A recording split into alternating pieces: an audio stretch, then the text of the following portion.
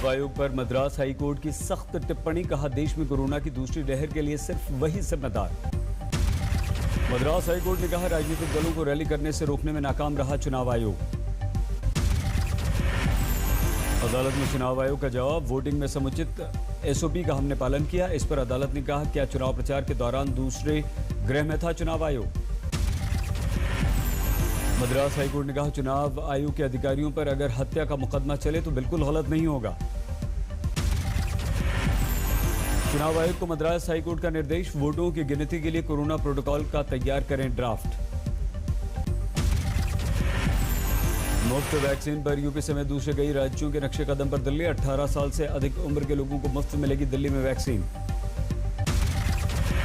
दिल्ली के मुख्यमंत्री अरविंद केजरीवाल ने किया मुफ्त वैक्सीन का ऐलान। दिल्ली सरकार ने 1 करोड़ 34 लाख वैक्सीन के ऑर्डर को दी मंजूरी।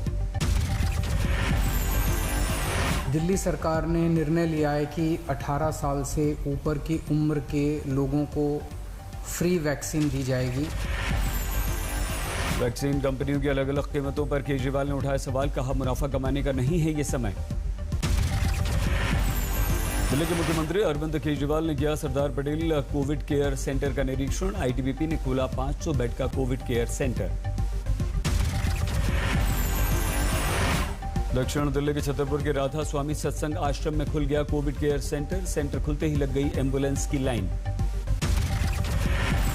केजरीवाल के सरदार पटेल सेंटर जाने पर बीजेपी के अमित मालवीय ने उठाया सवाल, कहा आईटीबीपी के सेंटर में केजरीवाल का क्या योगदान। दिल्ली के अस्पतालों में बेड के लिए अभी भी लगाने पड़ रहे हैं चक्कर। 18 घंटे घूमने के बाद भी एक भी मरीज को नहीं मिला बेड। दिल्ली में ऑक्सीजन संकट अभी भी जारी। पुरानी दिल्ली में ऑक्सीजन की जबरदस्त कमी, सिलेंडर के साथ चक्कर काटते दिखे लोग। दिल्ली के नारायणा ऑक्सीजन फिलिंग सेंटर के बाहर भारी भीड़, सिर्फ 2000 ऑक्सीजन सिलेंडर उपलब्ध। दिल्ली के राम मनोहर लोहिया अस्पताल में मरीजों से भर पड़े हैं बेड, सुबह लगा 0 बेड का नोटिस। दिल्ली में ऑक्सीजन संकट जारी। राम मनोहर लोहिया अस्पताल के बाहर खाली सिलेंडर के साथ लंबी एम्बुलेंस की लाइन। दिल्ली में लॉकडाउन का दूसरा चरण हुआ शुरू। राजधानी में जगह जगह पुलिस कर रही है सख्त चेकिंग। दिल्ली नोएडा सीमा पर नजर आया लॉकडाउन का असर, आने जाने वालों की हो रही है जबरदस्त चेकिंग। मौत के बढ़ते आंकड़ों को देखते हुए दिल्ली पश्चिम विहार शवदाह गृह में बनाए जा रहे हैं अतिरिक्त चबूतरे। मुंबई के डीकेसी में टीकाकरण के लिए उमड़े लोग। बीएमसी को कल मिली 1.5 लाख वैक्सीन की डोज। मुंबई के लिए राहत की खबर, 45 मीट्रिक टन ऑक्सीजन लेकर नवी मुंबई पहुंच गई है ट्रेन। मुंबई के अंधेरी में नेता विपक्ष देवेंद्र फडणवीस ने किया कोविड केयर सेंटर का उद्घाटन, लोगों से एहतियात बरतने की अपील। नागपुर में कोरोना संक्रमण से बुरी स्थिति, 32% पहुंच गया है संक्रमण दर। कोरोना वॉरियर्स की मदद को सामने आया अभिनेता सलमान खान, फ्रंटलाइन वर्कर्स के लिए भेजे खाने के पैकेट। कोरोना मरीजों की मदद को सामने आया राधा स्वामी सत्संग व्यास, जयपुर में 700 बेड का कोविड केयर सेंटर शुरू किया। अहमदाबाद में बीआरडीओ ने शुरू किया 900 बेड का अस्पताल, लेकिन 108 एम्बुलेंस के जरिए ही होगी यहां पर एंट्री। सूरत के अस्पतालों में आज रात तक की ही ऑक्सीजन, जिलाधिकारी से डॉक्टर्स ने मदद मांगी।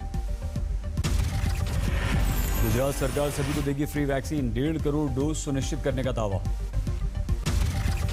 असम के बुंगाई गांव में वैक्सीनेशन के लिए उमड़ी भीड़, रेलवे अस्पताल में हो रहा है वैक्सीनेशन।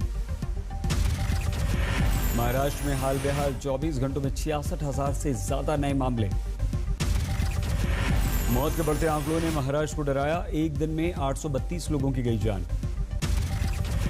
मुंबई में कोरोना के 5,500 से ज्यादा नए केस, 64 की मौत। मुंबई से राहत भरी खबर आई, 24 घंटों में 8,500 से ज्यादा मरीज ठीक भी हुए। नागपुर में कोरोना से 87 लोगों की मौत, 7,771 नए पॉजिटिव केस। यूपी में बेकाबू हो रहा है कोरोना, एक दिन में 35,500 से ज्यादा मरीज। लखनऊ में कोरोना के 5,187 नए मरीज, राहत की बात यह 6200 से ज्यादा ठीक भी हुए।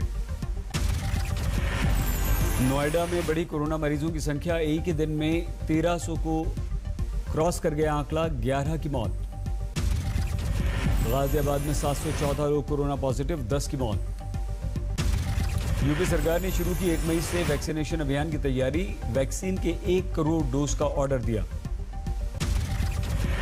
पश्चिम बंगाल में कोरोना विस्फोट, 24 घंटों में करीब 15,800 से ज्यादा मामले, 57 की मौत। गुजरात में कोरोना से एक दिन में मौत का आंकड़ा 150 को पार कर गया, 24 घंटे में 14,000 से ज्यादा केस।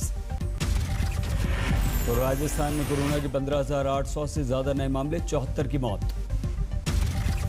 मध्य प्रदेश में थम नहीं रहा कोरोना, एक दिन में 13,500 से ज्यादा मामले, 92 की मौत। छत्तीसगढ़ में 24 घंटे के दौरान 12,666 नए बीमार, 190 की मौत। बंगाल में 7वें दौर का मतदान जारी, 34 सीटों पर वोटिंग, 284 उम्मीदवारों के किस्मत दांव पर। सुबह सबसे पहले वोट डालने वालों में अभिषेक बनर्जी शामिल हुए, कोरोना में 8 चरणों के चुनाव पर उठाए सवाल। आसनसोल के तृणमूल उम्मीदवार साइनी घोष सुबह सुबह बूथ के राउंड पर पहुंची, कुछ केंद्रों पर लगाया ईवीएम में खराब होने का आरोप।